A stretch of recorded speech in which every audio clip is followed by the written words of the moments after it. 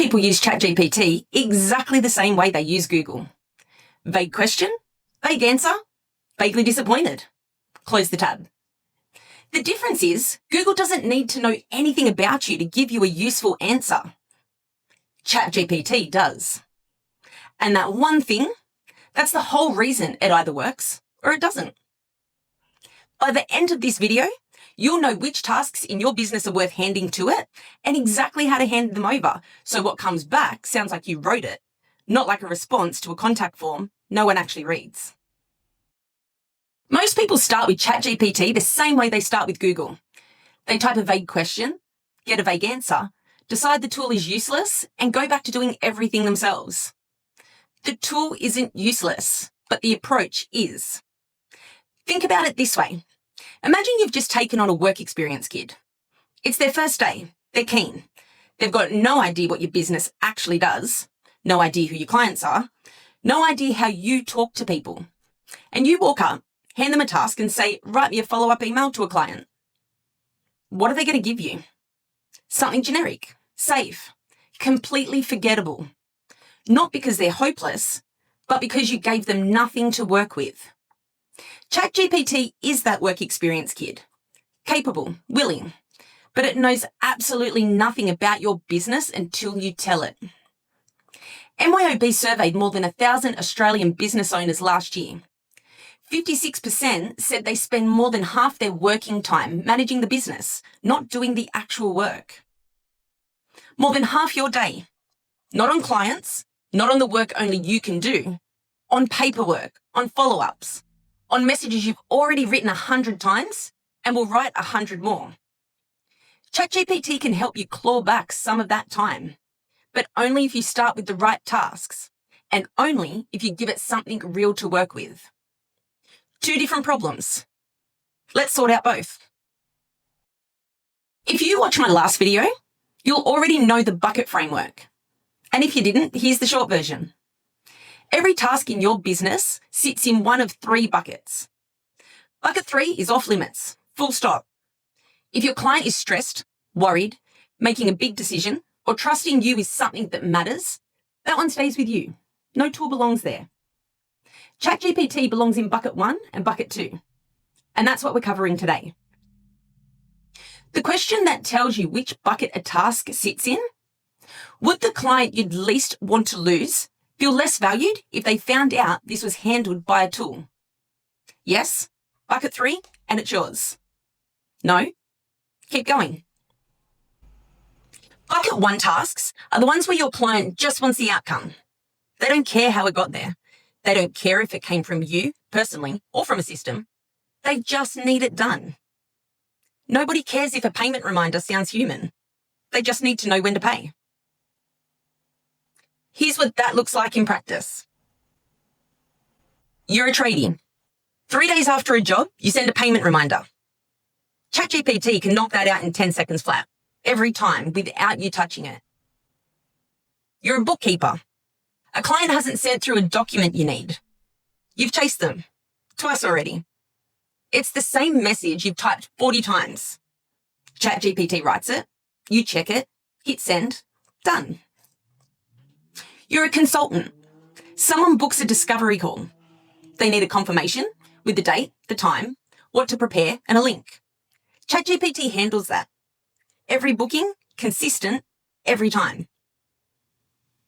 Do you notice what's missing from the list? The conversation, the judgment call. The moment someone needs to feel like a real person actually read their situation. That's not in bucket 1. Bucket 1 is the admin around the work, not the work itself.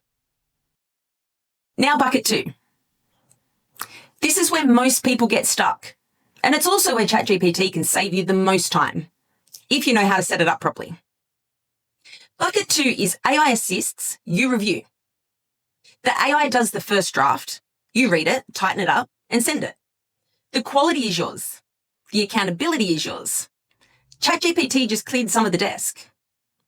Remember the work experience kit? This is still them, but now you've actually sat them down and told them what they need to know. You've explained who the client is, what the conversation was about, how you normally talk to people, what you want them to do at the end of the message. That's not prompt engineering. That's just onboarding. It's exactly what you'd do with anyone new starting in your business. Let me show you what the difference looks like. So here's the before prompt. I need to write a follow-up email to a client after our first discovery meeting today. That's it. I've given it nothing else. Let's see what comes back.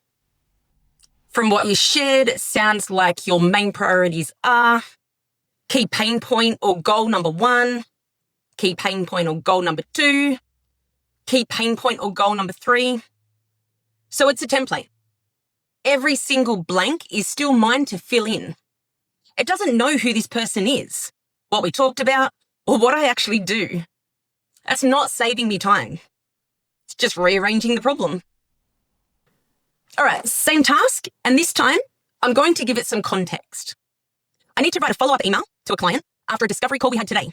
I'm a small business consultant. My clients are mostly sole traders and small business owners. I usually write pretty conversationally warm but straight to the point, no corporate jargon. The client I am emailing is a bookkeeper who has been running her own business for about 4 years. She came to me because she's completely snowed under and doesn't know how to grow her business without working herself into the ground. We spent the call going through her service packages and talking about whether her pricing is actually reflecting the value she delivers. I want the email to be short, maybe 150 words max. Acknowledge what we talked about. Let her know I'm pulling some thoughts together and we'll come back to her by the end of the week. Make sure you ask her to confirm if she's happy to move into a working session. Keep the tone like I'm continuing the conversation we just had. Friendly, but not overly familiar. I don't want it to sound like a business letter. And let's see what comes back. It's clear you've built something solid over the last few years, but you're at that point where the current setup just isn't sustainable. There's definitely room to shift things so the business supports you properly, not the other way around. Add your name and send. Same task, same tool, completely different result. The work experience kid didn't get smarter between those two prompts. You just became a better manager. Here's what that looks like for the other two. You're a tradie. A new inquiry comes in. Someone asking about a bathroom reno. The bad version? Write a response to a renovation inquiry. The version that works tells ChatGPT what kind of tradie you are, roughly how busy you are, what you want the person to do next, book a site visit, call you, fill in a form, and how you normally talk to new clients. You're a bookkeeper. Your client has just been sent something confusing from the ATO, and they're in a mild panic. You need to send them a calm update while you look into it. The bad prompt gives you something stiff and formal that'll make the panic worse. The version that works tells ChatGPT this is an ongoing client you know well. The tone needs to be reassuring, and you want to let them know you're across it without over-promising anything. ChatGPT doesn't know your business. You do. The onboarding is the work. Pick one task, just one. Something you already know belongs in bucket 1 or bucket 2. A follow-up you send every week.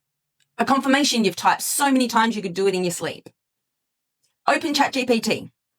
Before you type the task, tell it who you are. One sentence. What kind of business you run, who your clients are, how you talk to them.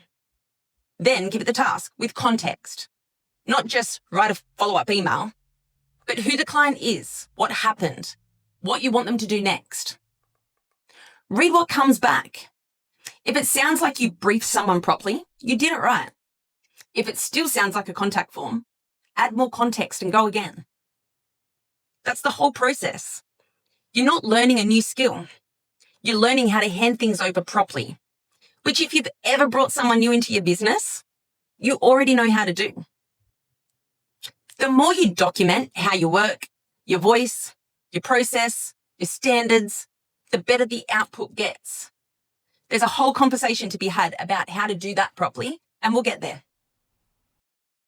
If you're not sure which tasks belong in bucket 1 and which belong in bucket 2, the AI Task Audit Quiz sorts that out for you. 15 questions built around how service businesses actually work. And at the end, it tells you exactly where to start. Free, 3 minutes, links in the description. And if you haven't watched this one yet, watch it next. Your future self can thank me later.